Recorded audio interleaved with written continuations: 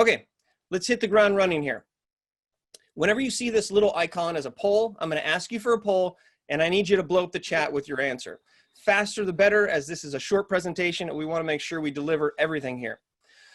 True or false? In the chat, tell me. The more you learn, the more you earn. Ready, go, type. True or false? True or false? The more you learn, the more you earn. Ooh, we got a lot of falses in there. And some truths, some falses. Well, guess what? I believe it's 100% true. And that's why these type of webinars and these types of organized events that Christine is putting on, as you're learning, you're earning. I want to share with you real quick about my story.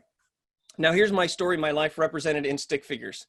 I had an awesome childhood, yet I was made fun of my freckles. We're all made fun of something. I got into karate to make sure that I was nice and tough. I played ice hockey for 15 years as a goaltender. If you've ever been a goaltender, we are a rare breed. Just like anybody else, I had the ups, and more in particular, I had the downs. Now, if you look at my story and you think about it, it's really my experience. We all have our experience of our lives that we travel through. But with experience also comes expertise. And so as a result of everything that I've done, it culminates into my expertise. So what I have another question for you is, when people hire you, now we're looking at, I'm going to talk about how to get hired here, how you can be a better, more employable person. And if you're a startup and you're trying to hire people or a company, this is also for you. Do you think, thanks, I like my art too. Do you think people hire you for your experience or your expertise? Think about this. Remember, your experience is everything that's happened to you. Your expertise is what people say you're really good at. Do people hire you for your experience or expertise? We got expertise, expertise, expertise, expertise, expertise, expertise, expertise, expertise, expertise, expertise. I sound like a broken record, but that means that people are on the same page. I believe people hire you for your experience. When you really think about this, people hire you for your experience, not your expertise. The nice thing is that you don't have to worry about being an expert to be hired. I want you to think about that. You may not be an expert, but if you have experience, then the reality is that that experience has come from failure. We have all failed. Now, when you look at failure, that is how you learn. That is how you gain your experience. And your experience is translated into the world through your story. Now, in particular, I believe it's through your backstory. This is your individual particular backstory. Your failure, the things that don't go right in your experience, is what creates your experience. You have a story to tell, many stories to tell. And through those stories is what will articulate your skills. You want to get hired for a job and you want to hire someone for a job, you have to understand this flow. My goal today here is to tell you that the way you're going to get hired is by owning your own story. Now, this is something that I discuss at length in my book, Ditch the Act. And if you haven't grabbed it, if you want to grab it, go grab it. But if you want to know what it's all about, the very back of the page says one thing. It says, be human. That's the book. It's a big book about being human. Now, when it comes to entering into this new digital job market, I believe that there's one thing that is more important than anything. I believe it's the interview. I believe the interview is everything. I think somebody's still on not mute. If you're not on mute, if you can mute yourself, thank you. True or false in the poll? The interview is everything. True or false? The interview is everything. Make sure you're on mute, everybody. All right, the interview is everything. We have false, false, false, false. Okay. Yeah, maybe somebody messaged Daphne. That'd be good. False, false. The interview is everything. False, false. I disagree. I think that the interview is everything. Now, I'm going to explain why. because the interview is what makes you human. The interview is how someone can hear your unique experience. But oftentimes when you get to that interview, you think to yourself, oh my gosh, I need to tell them exactly what I think they want to hear. I need to tell them all the things that have gone right. I need to tell them about my expertise. Wait, crap, I don't have that much expertise. I just have experience. And then you get freaked out, and then the interview doesn't go well, and you don't get the job. The interview is everything. Now, here's how it looks. Somebody will ask you, tell me about your blank skills. Tell me about your leadership skills. Tell me about your teamwork skills. Tell me about your problem-solving skills. This is really the template for employers. They want to know the skills that you have. My suggestion to you on how to answer this question is going to be the same no matter what skill they're asking about.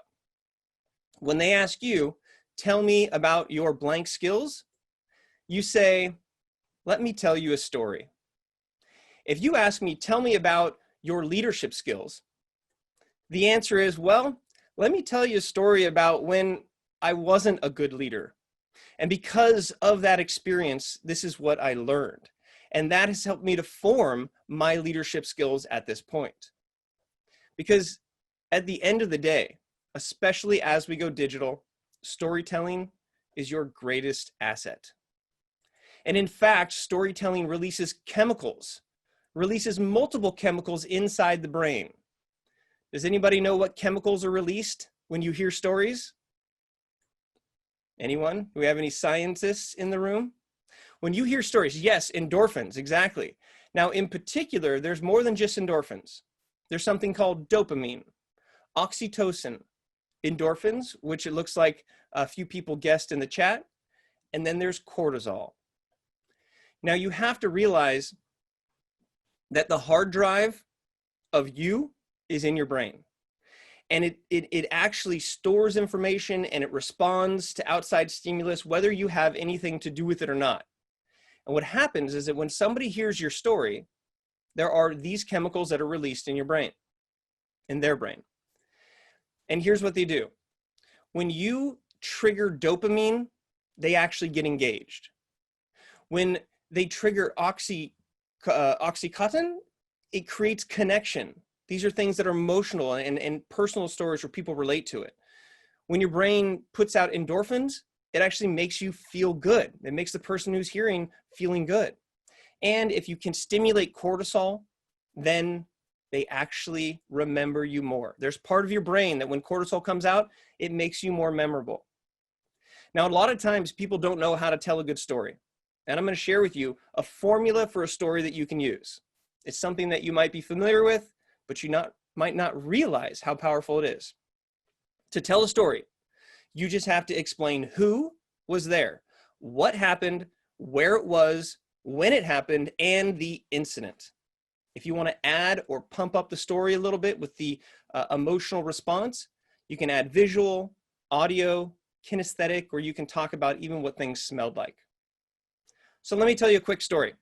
I was with my fiance and we were sailing to Catalina, but sometimes there's no wind. So we had to kick on the engine. And the problem is that the engine was overheating, which can be very dangerous when you're lost at sea. When I came back home, I called my mechanic. The mechanic met me down at the boat.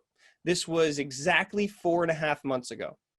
When I talked with him, I said, look, my boat is overheating. He looked at the engine. It smelled like diesel. It smelled like the thing was falling apart. I tried to start it. It was a total mess. And he said, look, you got to replace your fuel injection pump. You got to replace your heat exchanger, replace your thermostat. That'll get your boat going again. And I said, great. When can you start? He said, unfortunately, Ryan, I'm so booked up. I won't even be able to work on your boat for 3 to 4 months. That's the entire summer. And so why am I telling you this? It's because right now, things are not what they used to be. If you have something that needs to be fixed, the person who's going to fix it might not be able to fix it. So I decided to start working on the engine myself. I am super excited to tell you that I broke out my 1977 manual, followed what I could, took the engine apart, put it back together, and yesterday fired it up and it started. Now, why am I telling you this story?